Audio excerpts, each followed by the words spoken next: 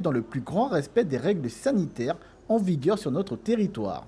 Pour rappel, la plupart de ces techniciens sont partis à la mi-mars afin d'effectuer leur confinement dans leur pays respectifs. Nous avons 164 missionnaires européens, donc de 9 pays européens, dont la France, qui en fait ont dû partir de la Guyane à la mi-mars lorsqu'il y a eu le confinement, donc quand on a arrêté le chantier.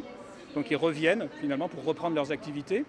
Prise de température, contrôle sanitaire avec les infirmières détachées à Félix-Éboué et la quatorzaine obligatoire qui, dans leur cas, se fera au sein de plusieurs hôtels de Kourou. Donc vont directement partir dans 7 bus qui vont les amener directement vers 3 hôtels à Kourou, donc l'hôtel des Roches, l'hôtel du Manguier et l'hôtel Atlantis, où ils vont passer 14 jours d'isolement dans l'enceinte des hôtels de manière stricte, où ils seront logés en pension complète.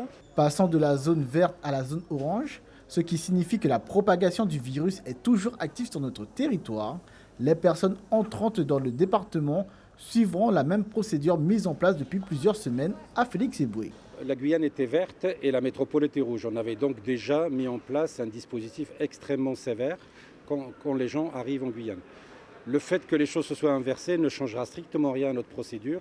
On va rester très exigeant sur l'entrée parce qu'on ne sait pas finalement d'où les gens viennent. Et donc les mesures de sécurité resteront exactement les mêmes. Test médical, éventuellement aussi un examen par les médecins s'il y a un problème.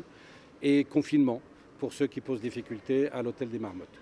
Plusieurs nouvelles dispositions ont aussi été prises dans l'enceinte de l'aérogare avec des chemins balisés, le port du masque obligatoire par arrêté préfectoral, sous peine de se voir refuser l'accès de l'aéroport. Suivez l'info sur Guyane la Première, télé, radio et internet.